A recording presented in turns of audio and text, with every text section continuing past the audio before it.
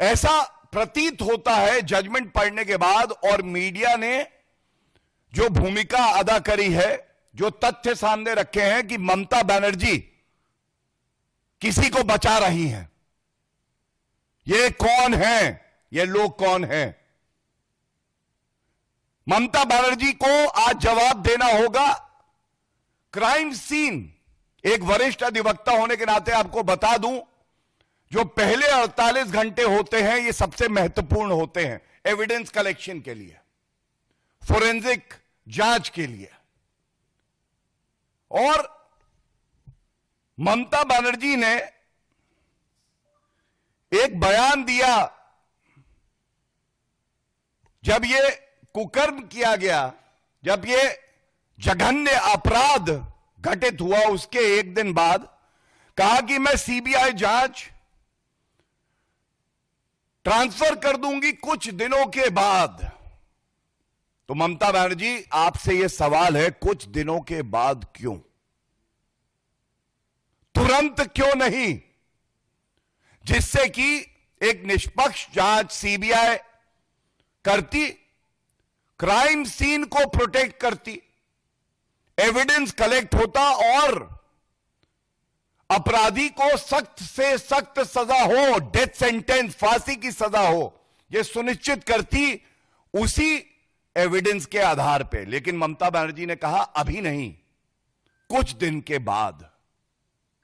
और मैं अभी बताऊंगा कि कलकत्ता हाईकोर्ट ने क्या कहा है इस पे। तो ये जो कुछ दिन के बाद कहा, इसमें किस तरह से एविडेंस को डिस्ट्रॉय किया गया है, यह बड़ा चिंताजनक है ममता बनर्जी जी। और अब आपके सामने कुछ तथ्य रखता हूं।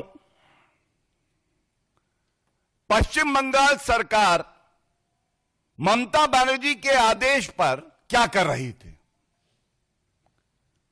सबसे पहले, कोई भी जघन्य अपराध होता है जिसको हम लोग कहते हैं हीनस क्राइम, तो उसमें एफआईआर होना यह अनिवार्य है। यह हमारे देश का कानून कहता है।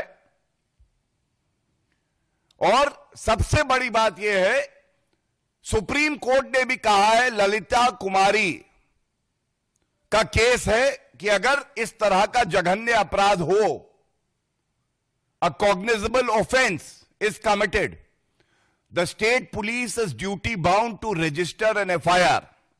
पहला तथ्य, क्या ऐसा हुआ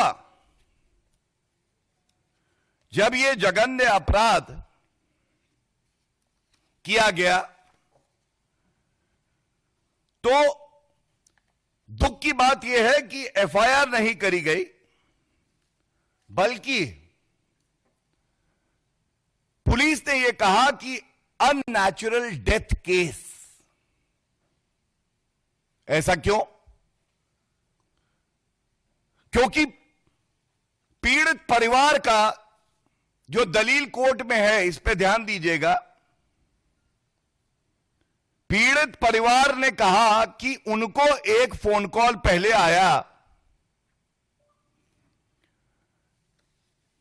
और इस फोन कॉल में उनको बताया गया कि आपकी बेटी, जिसने रात में ही अपने परिवार से, अपने पेरेंट्स से बात करी है, उसकी तबीयत खराब है। यह पैरा 13 में है और मैं इसलिए पढ़ूंगा क्योंकि यह जानना आवश्यक है कि कैसे पूरे इस मामले को रफा दफा करने की साजिश ममता बनर्जी ने ही रची और जो अपराधी हैं उनको बचाने का कार्य कर रही थी।